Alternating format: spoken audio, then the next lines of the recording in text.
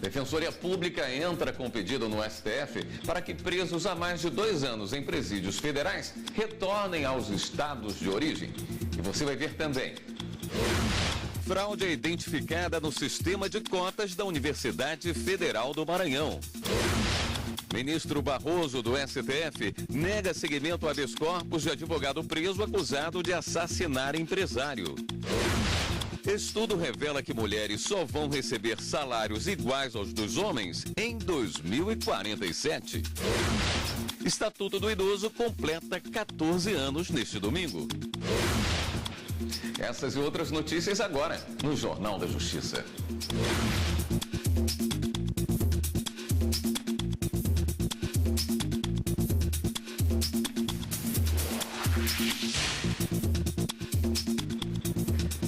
Boa noite.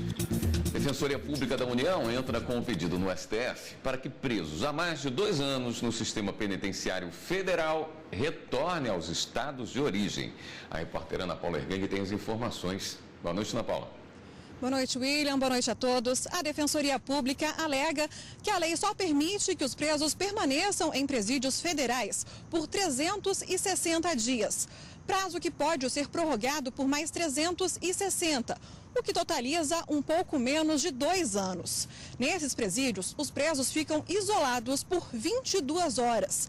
A Defensoria Pública alega que esse isolamento a longo prazo causa sérios danos mentais aos presos. O relator da ação aqui no Supremo é o ministro Alexandre de Moraes.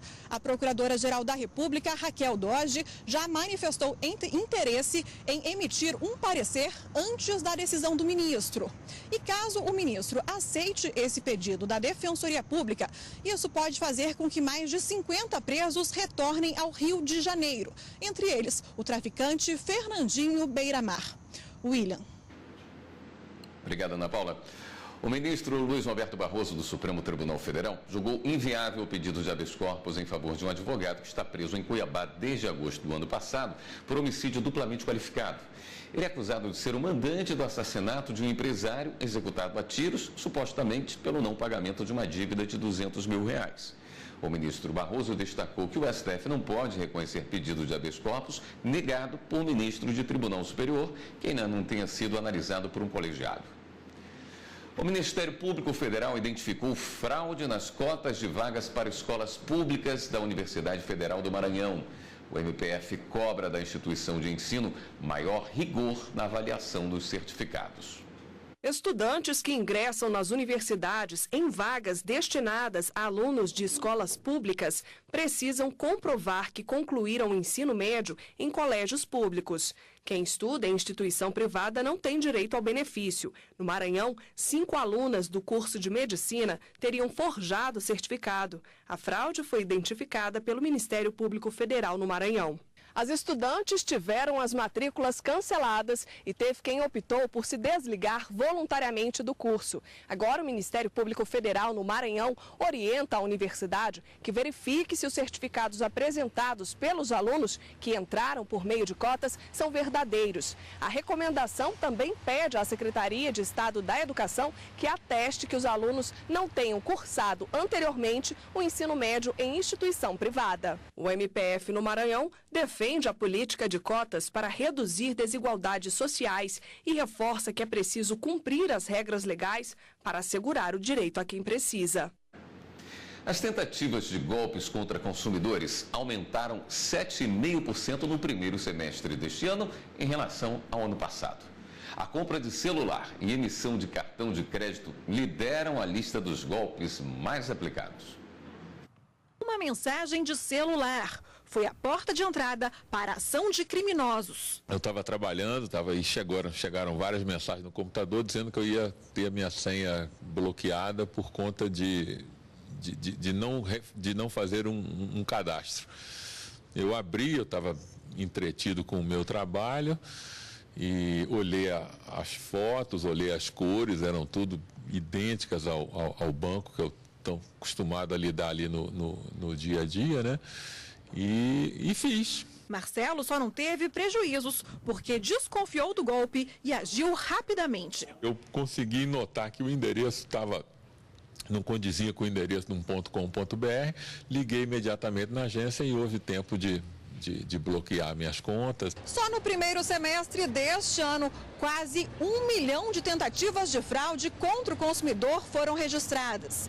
Isso significa que a cada 16 segundos, um consumidor é lesado. Um aumento de 7,5% em relação ao mesmo período do ano passado.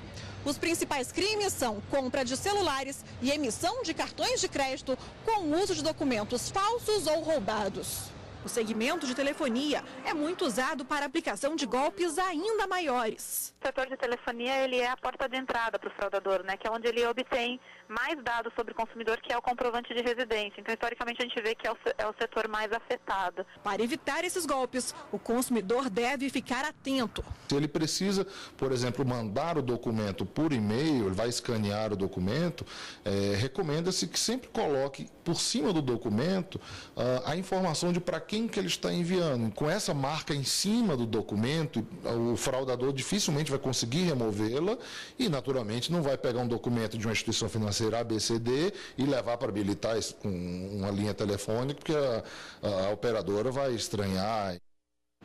Vamos a um rápido intervalo e voltamos a seguir com mais notícias. Estatuto do Idoso completa 14 anos neste domingo. A gente volta já já.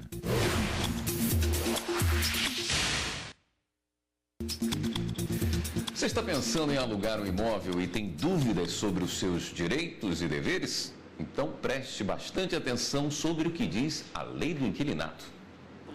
Em 2013, Gustavo assinou o contrato de aluguel de um apartamento para morar por 1 ano. O acordo, por tempo determinado, previa uma multa por descumprimento de R$ 3.600 à vista, tanto pelo locador quanto locatário.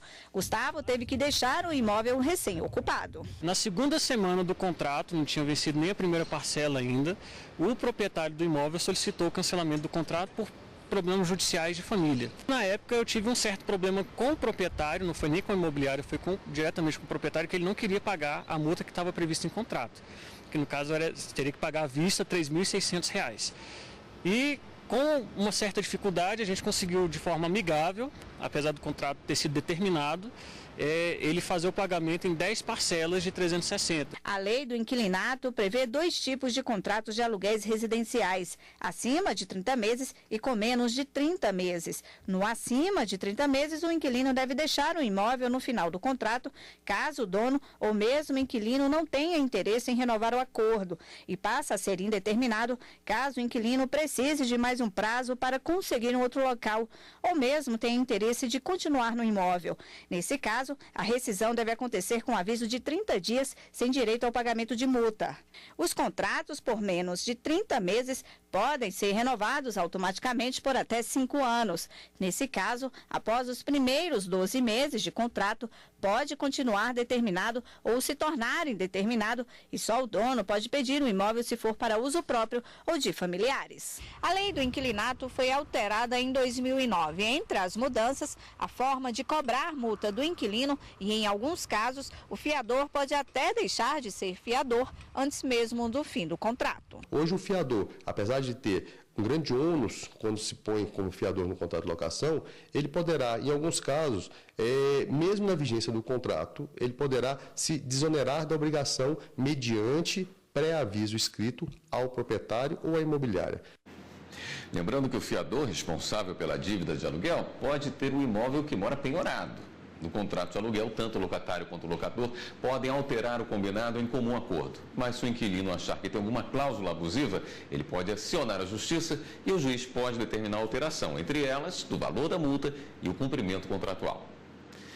No próximo domingo é o Dia do Idoso e o estatuto deles completa 14 anos. O Dia do Idoso é comemorado no Brasil em 1º de outubro. A data também marca o dia em que o Estatuto das Pessoas com idade igual ou superior a 60 anos passou a valer, com regras fundamentais para a proteção dos direitos desse público. Neste domingo, o Estatuto do Idoso completa 14 anos. A população idosa é a que mais cresce no país. Deve chegar a quase 32 milhões em 2025. No mundo, de acordo com as Nações Unidas, em 2050, haverá mais idosos do que crianças e jovens com menos de 15 anos, chegando a 2 bilhões de pessoas. A repórter Fernanda Porto tem outras informações sobre o Estatuto do Idoso. Fernanda, boa noite.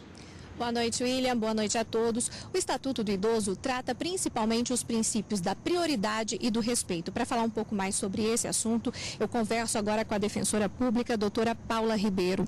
Boa noite. Nessa questão do Estatuto do Idoso, dentro desses princípios, né, da igualdade e da prioridade do respeito, em quais pontos eles são mais tratados?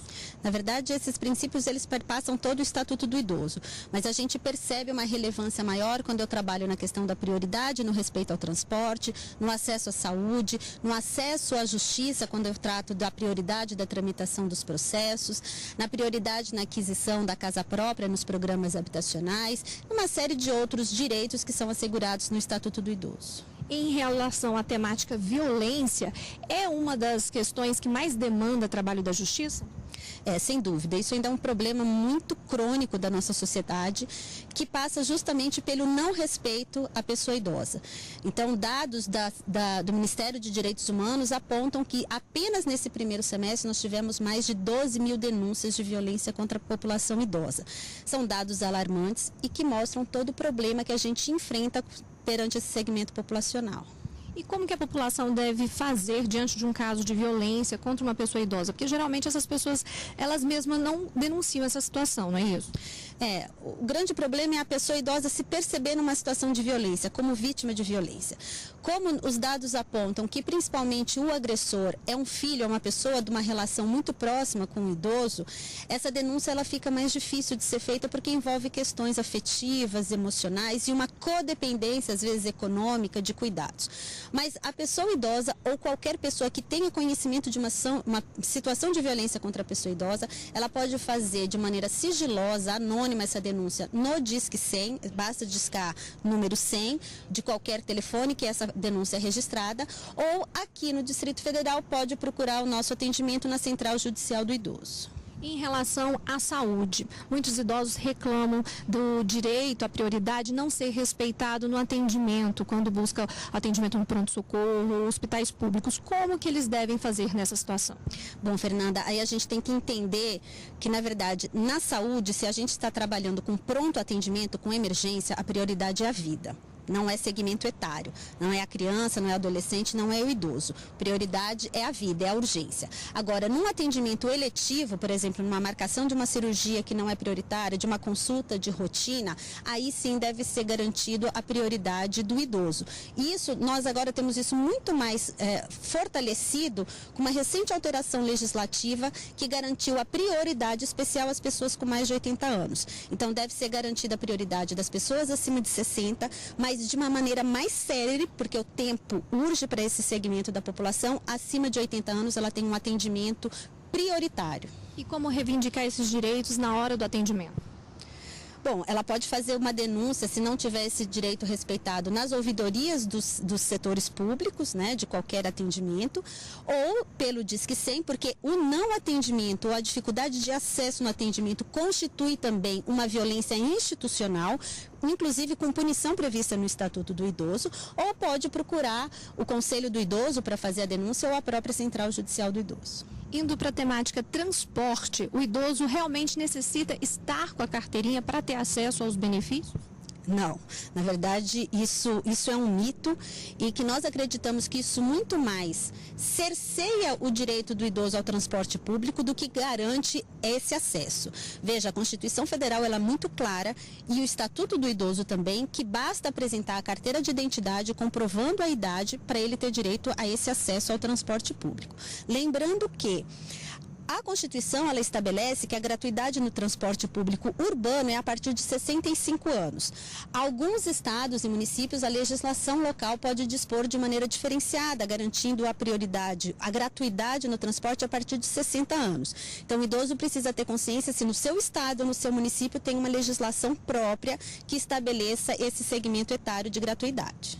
Ok, obrigada por sua participação aqui no Jornal da Justiça. E eu volto com você no estúdio, William.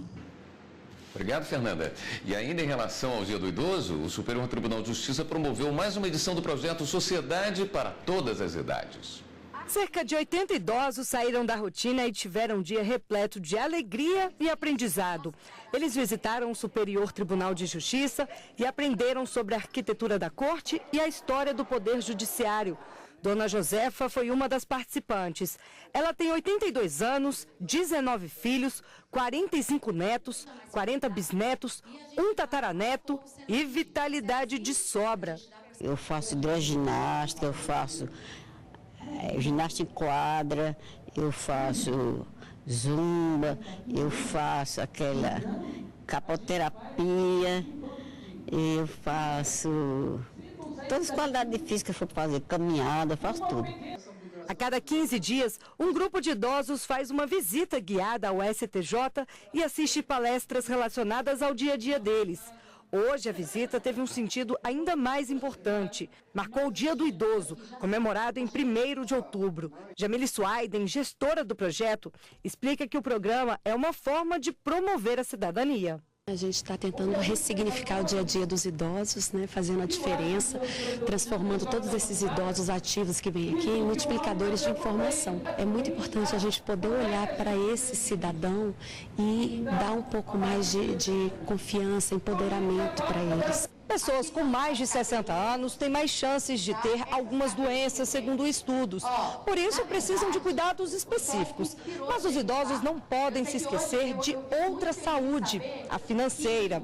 E foi pensando nisso que o STJ decidiu promover uma aula de economia aos visitantes. Olhos e ouvidos atentos a cada palavra. Alunos muito aplicados, anotando tudo que aprenderam no caderno. Ele nos deu um esclarecimento bem diversificado a respeito de como a gente se organizar financeiramente, o que comprar, saber comprar, não comprar por compulsão, né? Qual foi a conclusão que você chegou? Estava gastando muito, não estava? Não, eu já nasci economista de mão cheia, eu sou muito mão de vaca. O Jornal da Justiça volta em seguida com outras notícias. Estudo revela que mulheres só vão receber salários iguais aos dos homens em 2047. Voltamos em instantes. A ministra Carmen Lúcia, presidente do STF do CNJ, participou hoje do seminário Reforma Trabalhista em Belo Horizonte. O seminário é promovido pelo Tribunal Regional do Trabalho de Minas e pela Anamatra. A ministra foi convidada para participar da conferência Poder Judiciário e Magistratura. Ela também fez o encerramento do seminário. O Supremo Tribunal Federal e a democracia do país. O ministro Gilmar Mendes relembrou no Rio de Janeiro os julgamentos que marcam a história do Brasil. O ministro Gilmar Mendes deu uma palestra sobre o papel do Supremo Tribunal Federal na democracia. Lembrou de julgamentos do STF sobre temas como a cláusula de barreira, considerada inconstitucional pelo tribunal. O presidente do Tribunal Superior Eleitoral também ressaltou a decisão que instituiu a fidelidade partidária, quando foram estabelecidos critérios para que parlamentar saia do partido pelo qual foi eleito sem perder o mandato. O ministro defendeu a realização de uma reforma política autônoma pelo Congresso Nacional para possibilitar um cenário mais favorável ao país. Se passar a ideia da cláusula de barreira, se passasse a proibição de coligação, já seria um grande ganho no atual cenário. E temos ainda o problema grave do financiamento. Por quê? Porque nós, o Supremo, declaramos, como vocês sabem, a inconstitucionalidade do financiamento corporativo, financiamento de empresas. E aí o que ocorreu? Ficamos agora só com financiamento privado. Aí tem essa questão do fundo. Será suficiente ou não será suficiente? Em suma, nós estamos num momento muito delicado e vamos ter que continuar, já na próxima legislatura, continuar a pensar em reforma política. Uma verdadeira reforma política. Os prédios do Supremo Tribunal Federal foram esvaziados no início da tarde de hoje. Servidores e funcionários participaram de uma simulação de incêndio. O alarme de incêndio começou a tocar às 3 horas da tarde. O motivo? Fogo no restaurante do Supremo Tribunal Federal. Os brigadistas orientaram as pessoas a saírem dos prédios imediatamente. Em poucos minutos, a vítima foi atendida. Mas tudo não passou de uma simulação. Celícia trabalha no restaurante e se emocionou ao participar do treinamento como voluntária. Fiquei tensa, eu até chorei de verdade, porque o negócio é muito... parece de verdade mesmo, parece real. Jorge simulou uma torção no pé. Os brigadistas voluntários, né, trouxeram a cadeira de rodas, me trouxeram ao posto médico mais próximo e fui muito bem atendido com agilidade e presteza e ninguém ficou sabendo que era uma simulação, a não ser os chefes da brigada, que já estavam sem, mas os próprios brigadistas não sabiam e me atenderam como se eu fosse uma vítima mesmo, realmente. O objetivo da simulação é preparar servidores e os próprios socorristas para ocorrências reais. Para que as pessoas saibam como se portar, saibam como agir com calma e garantindo a segurança. 280 brigadistas voluntários participaram da simulação. Estou capacitada, além do treinamento como orientar as pessoas, o treinamento de carregar pessoas, tudo isso direitinho. Para realizar o treinamento, o STF contou com o apoio do Corpo de Bombeiros do Distrito Federal. Nós treinamos nossa capacidade de resposta e também identificamos alguns erros que podem acontecer, tanto na edificação como na evacuação das pessoas. Esses momentos são ideais para isso. Justiça do Trabalho condena a rede de lojas de Santa Catarina a devolver a um ex-gerente os valores descontados do salário dele por extravio de mercadorias do estoque. O Tribunal Regional do Trabalho de Santa Catarina condenou a loja após concluir que não ficou comprovada culpa do empregado pelos danos. Em recurso apresentado aqui no TST, a empresa sustentou que o trabalhador tinha o dever de zelar pelas mercadorias e era ele o responsável por conferir o estoque. Ainda segundo a empresa, em caso de extravio, uma auditoria era feita e o salário só era descontado quando a empresa constatava negligência por parte do gerente. Mas na quinta turma, o relator do caso, o ministro Brito Pereira, concordou com o entendimento do regional e afastou a alegação de ofensa ao artigo 462 da Consolidação das Leis do Trabalho, que considera lícito o desconto em caso de dano causado pelo empregado. O voto do relator foi seguido por unanimidade. Por isso, o trabalhador deve ser ressarcido pela empresa. Ainda cabe recurso. 2047. Essa é a data prevista para que o Brasil acabe com uma desigualdade de décadas, a diferença salarial entre homens e mulheres. E apesar da Constituição Federal de 1988 já proibir essa diferenciação de gênero, na realidade, eles ainda ganham mais do que elas, mesmo que o cargo seja igual. Dina afirma que, por ser mulher, não conseguiu um cargo de gestão. Devido ser mulher, ser casada, ter filhos, né? Então impactou na situação de subir de cargo, né? Foi por isso que eu mudei de empresa e procurei uma outra para ver se eu tinha condições de, né, não passasse por essa situação, né, de ser julgada por ser mulher. Realidade que os homens admitem. Aonde eu trabalho, né? Eles colocam um homem ganhando X, aí entra uma mulher que ela faz equiparando a mesma coisa e ganha Y, entendeu? Então, mas essa discriminação é desde os tempos de outrora, né? Apesar do empoderamento feminino no mercado de trabalho, este consultor de recursos humanos explica que em alguns processos seletivos, os homens ainda levam vantagem. Nós verificamos que os líderes, os donos das empresas, muitas vezes preterem realmente as mulheres de promoções ou de equiparação por uma questão realmente de machismo e sexismo. Isso acontece, mas de maneira bem velada. É difícil provar realmente, né? Isso acontece, mas isso está mudando aos poucos. Pagar um salário menor para uma mulher ou não dar oportunidade para ocupar determinada função é proibido pela Constituição Federal de 1988. Mas na prática, essa diferença salarial entre homens e mulheres só deve deixar de existir daqui 30 anos, segundo segundo a Oxfam Brasil.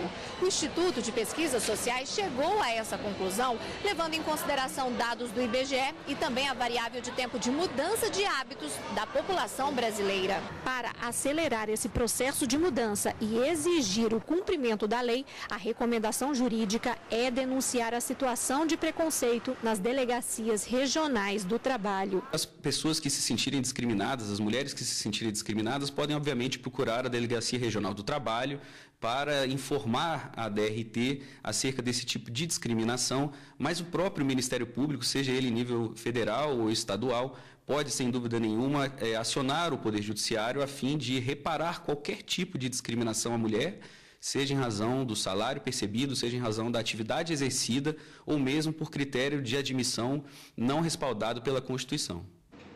Domingo é dia de refrão. O programa desta semana mostra o trabalho da banda Tarô. A mistura dos sons de vários países cria um clima único para as canções. O grupo lançou um EP no ano passado e prepara o lançamento do primeiro álbum cheio ainda neste ano. O refrão domingo, às 9h30 da noite. E o Jornal das... Pelas entranhas do céu do teu ninho, nada nunca lhe faltará. E o Jornal da Justiça fica por aqui. Outras notícias do Judiciário você acompanha segunda-feira, 13h, no Jornal da Justiça, primeira edição. Uma boa noite para você, um ótimo final de semana e continue aqui na TV Justiça.